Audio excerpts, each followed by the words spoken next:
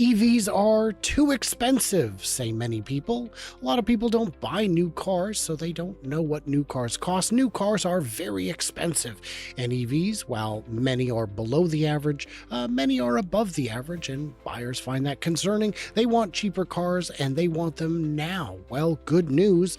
Cheaper EVs are coming to a market near you. Assuming you don't live in the US of A, then it will be somewhere near you. Maybe not at where you live, but somewhere. We're going to discuss that and a little bit more. I'm Brian. Welcome to Futuraza.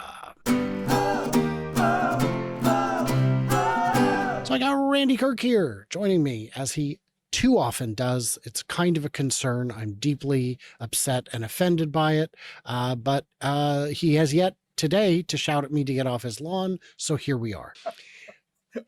Shout to get off your what? Get off my lawn. Where do you even live? Yep. Yeah. Yep. So Hyundai launches an $18,000 EV in Japan to penetrate the EV wary market. And you know it's a sexy headline because of the word choice. That's interesting. Yeah. So anyway, you can see this is the size of a K car. It is quite narrow, and it is meant, and Inster, I feel like that's half a name for half a car. The idea is that we don't need anything fancy. We need something small and affordable. We need to just get into the market. Japan does not have many offerings of this size in electric yet. This could be a good thing to have. 18,000, not too bad. Now, if you're going to make it for 18,000, does that necessarily mean you have to give it an ugly look? I don't think it's ugly. I think it's as cute as most K cars, and I think it still has the Hyundai, trademark squares in the eyebrows. So that I think it's fine. I think there's only so much you can do with the form factor. Yeah. So that's good news. Wouldn't you agree? For Japanese people, I guess, if that's what they're looking for is an $18,000 EV, there you go. Yeah, I can't imagine it'll be a very exciting vehicle, but it doesn't need to. Last year, Hyundai sold only 607 vehicles in Japan. My goodness, that is not big. And BYD sold 2,000. Good gracious, that is a market that really prefers domestic brands. And I can't blame them. They have a lot of great domestic brands historically. I don't think all of them are necessarily exciting when it comes to EVs. Renault's updated Twingo concept hints at next year's €20,000 EV. Now, I won't even show you the previous version of the Twingo, but it was, boy, if you thought that that Inster was boring, whew. This actually, of course, I don't think it'll end up looking quite this cool, but there's no reason it couldn't. I don't know what these triple guns here are for above the headlight, but it could look a bit like that. And this would be, more affordable. Detroit Auto Show kicked off earlier, but you'd be hard-pressed to tell as there's not much going on in the Motor City. While that's a sad fall from grace, auto shows aren't dead yet. At the European event, Renault unveiled an updated version of the Twingo E-Tech, which would be at about 20 grand. 20 grand and change. Look at that, four doors even. That's inside. Okay. Yeah, what do you think? Well, I think not for me, but I guess there's plenty of people that probably would think that was cute. Well, yes, that's true. That's true. But I think there is a hunger in the market for more affordable vehicles, and this would fill that need. Now, Hyundai has a plant in Georgia. Yes. Renault, I don't think has anything in the United States, although, So why wouldn't we be? Is it impossible to make an $18,000 car in the United States? The range would be too short typically. So these are, city cars, and people don't really buy those. The Hyundai K car.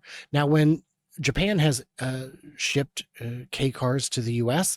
The Mitsubishi i-MiEV is one such example, but they actually cut the car up and made it wider for the American market because Americans would just feel boxed. I mean, it's, and you can see there's little like gap fillers in the trim on the dashboard where the car was expanded. So even when they bring a car that small in, it doesn't stay that small. Got it. So that's fine. That's fine. And then we've got, this is not as small, but this is still more affordable for what it is. Zeekr Teases electric station wagon stuns us all. Look at that beauty. So that's a station wagon, huh? Well, isn't it? Yeah, I guess. What do you think this costs? If it's a station wagon, I have to be able to sit in the back facing the rear. Well, those days are gone, my friend. Those days are gone, huh? Okay, all right. So this car, 29,500 in China, mind you. But that isn't crazy.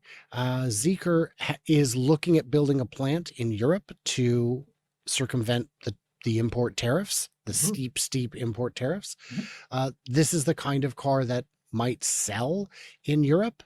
So I think that's could be coming to markets beyond China, certainly in the South Pacific, maybe Australia and New Zealand as well. 29,000 for that. What do you think of that for value?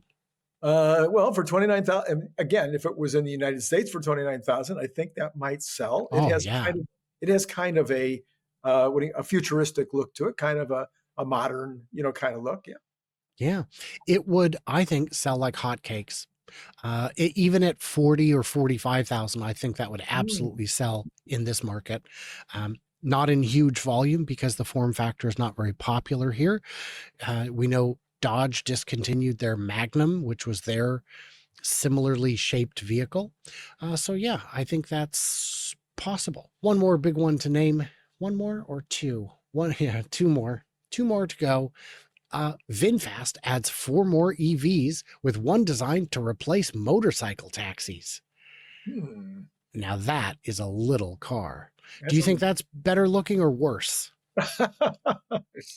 So this is, well, again, I don't know.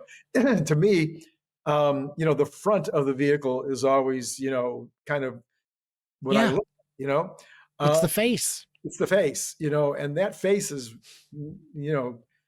it's not one a mother could love. No, I have hit the paywall here, so I'm not even going to bother with that. But I love the adorable little tiny wheels. But if you're trying to make an affordable vehicle, you've got to do things like that. And that is an easy way to do it. Those are, that whole tire and wheel is probably only $50 for everything. And especially in the volume they'd be buying them in. Right. And this, again, is, going to be a very affordable vehicle. And then the last one, and I hope you're ready for a shock, because what I did not realize is that this new $20,000 EV is from a company I was just sure was already gone. Faraday Future aims for mainstream masses with a $20,000 EV. Faraday Future again. Again, they were at CES last week. Wow. And they have said, the FX5 will be between 20 and 30,000, and the FX6 will be between 30 and 50,000. Wow. And this is their, I guess, $30,000 to $50,000 minivan. Please don't ask me to subscribe. Yeah. So this is great. Yeah. So Faraday Future, are you going to put down a deposit? Because listen, I think I want to buy stock. I want to buy bonds. I want to go to work for them. Yeah. Not financial or professional advice. If anything, the opposite.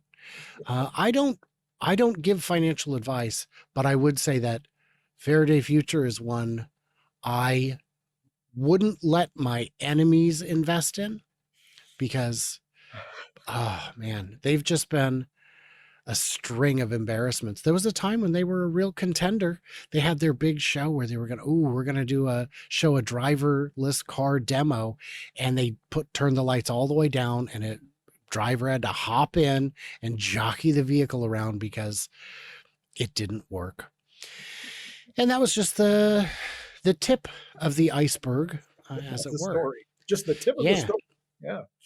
Yeah, but as you know, ask the survivors of the Titanic, you don't need the whole iceberg to get sunk. So, yeah. What do you think is the hot price point at which everybody will buy an EV? Well, the lower the better. I mean, if you could have an EV in the United States that sold for 15,000, I think it would sell like crazy. But I think if you were talking about like the sweet spot, I don't really know anymore. I mean, I know I'm supposed to be kind of in the car business now and understanding the car business, but I'm not a consumer of cars. And if I was, I'd be a consumer of cars that cost 50,000, 60,000, whatever. So imagining what it would be that, that the average folk is right now looking for kind of as a sweet spot, I'm going to guess, this 25,000 must be it, because that's what we're shooting for, right? I think you're right. There are very few cars in the US that are under 20,000, and those few vehicles that remain are not really available. It's like the base model Corolla and maybe the base model Civic, and there might be one other, but you can't actually get them in the trim that is under 20,000.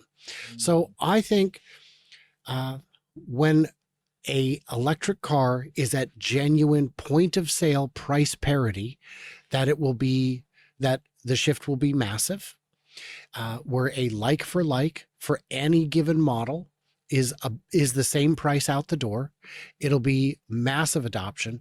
And then when it becomes cheaper, which I believe it can, that you have to be, if you buy a gas car, people will be like, oh, Mr. Moneybags over here can afford something that's more expensive to buy and to own. Well, and you have a gas station, which may not exist anymore. I get comments. I've been inundated with comments from basically ghost accounts that say ridiculous things like, well, I won't buy one until it can charge fully in 5 minutes, just like my gas car. And I say, they say, well, I've never seen a line at a gas station. I said, oh, you've never been to Costco. Well, I don't go to Costco. Right. But you've seen the lines. Yeah. But my time is worth more than that. Oh, is it? Oh, is it? Because my time's worth more than that. That's why I charge at home. Ding dong. Right. That's why when you go to a gas station and get lunch, you have to gas up and then get lunch. I fuel up while I'm getting lunch. I juice up while I'm using the restroom, getting a sandwich, whatever it may be. So I actually make better use of my time. Right. So that argument makes no sense. And I say, good for you. Good for you. If you want to be Mr. Moneybags, flaunting your wealth with your steam locomotive, by all means, go for it. Go for it. And by the way, I admire that you don't use LED light bulbs, but instead burn whale oil. Good job. Yeah. Ridiculous. Guys, what did we miss? What did we misunderstand? You have to help us. Temporary emergency orders back in effect. Comments are for a limited time, and I'm so sorry to do this. Mandatory. They are mandatory. So yeah, let us know what we missed or misunderstood, or you can just tell us who looks better in different shades of blue-ish. You can tell us that too. But I think we'll find a real divide between our demographics with answers to that question. But yeah, we'll find out. We'll find out. Guys, leave it in the comments. Everybody else, like, subscribe, do what you do. Subscribing really helps. And stay tuned, stay juicy. And I cannot wait to hear from you, clever robots, when Randy stops doing that to his chest.